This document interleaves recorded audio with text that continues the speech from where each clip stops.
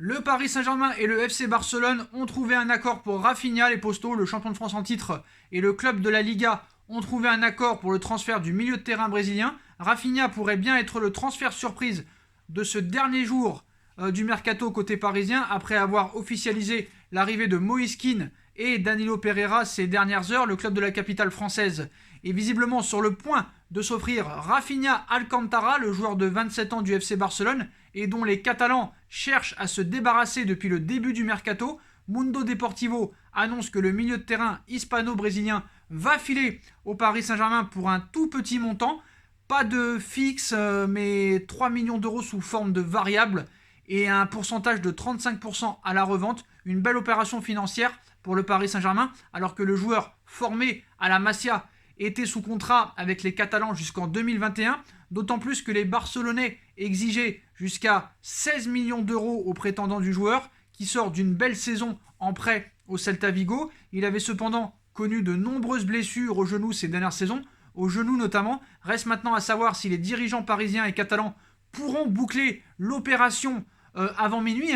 Tout n'est donc plus qu'une question de timing pour que ce dernier dossier du mercato parisien puisse aboutir, parce que oui, il y a un problème, c'est que la fin du mercato est dans 1h40. Donc apparemment, le Barça a mis Rafinha dans un jet, direction Paris, donc Barcelone-Paris, je crois qu'il y a 1h30 d'avion.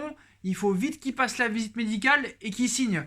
Donc je ne sais pas vraiment s'il a déjà atterri à Paris ou s'il est dans l'avion en ce moment même. Ça risque d'être compliqué. Et donc voilà, maintenant c'est une question de timing. Donc s'il arrive avant minuit à faire la visite médicale et à signer son contrat, Rafinha sera un joueur du Paris Saint-Germain.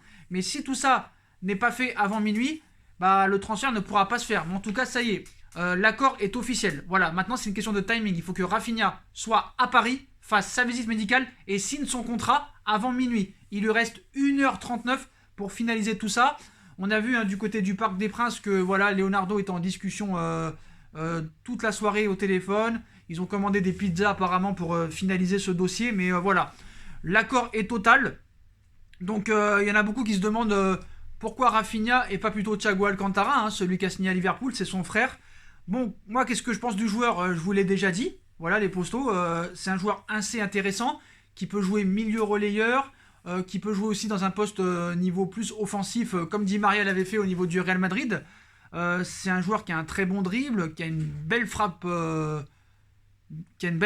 voilà, faut dire la vérité, qui est un bon dribbleur, qui est un bon tacleur, qui sait jouer debout, qui est un joueur aussi assez rapide, qui récupère beaucoup de ballons. Quand tu vois ses stats au Celta Vigo, c'était assez impressionnant la saison dernière, et il a beaucoup aidé cette équipe.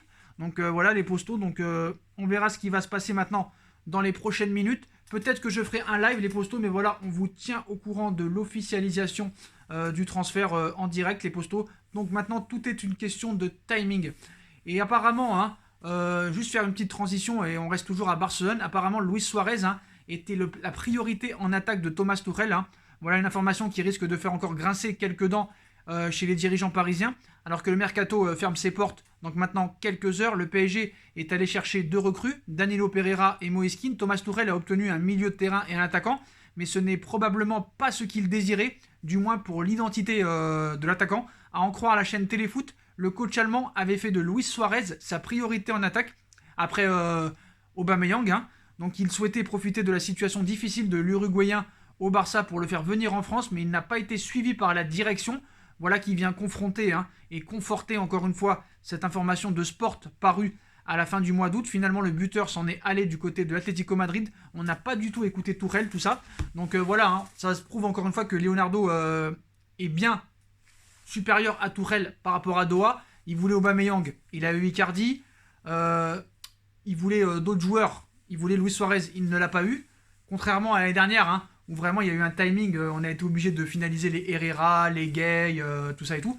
Mais bon voilà, c'était juste une petite aparté, mais voilà les Postos, un total accord entre le Barça et le Paris Saint-Germain pour Thiago Alcantara, qui devrait signer un contrat de 4 ans au Paris Saint-Germain, s'il arrive bien sûr à faire sa visite médicale et à signer avant minuit. Donc voilà, vite, faut se dépêcher les Postos. Donc voilà les Postos, donc on revient très vite vers vous, je reviens très vite vers vous. Voilà, on like, on partage, on commente, on s'abonne, vous connaissez un petit peu la suite. Et à tout à l'heure pour la vidéo de l'officialisation, j'espère.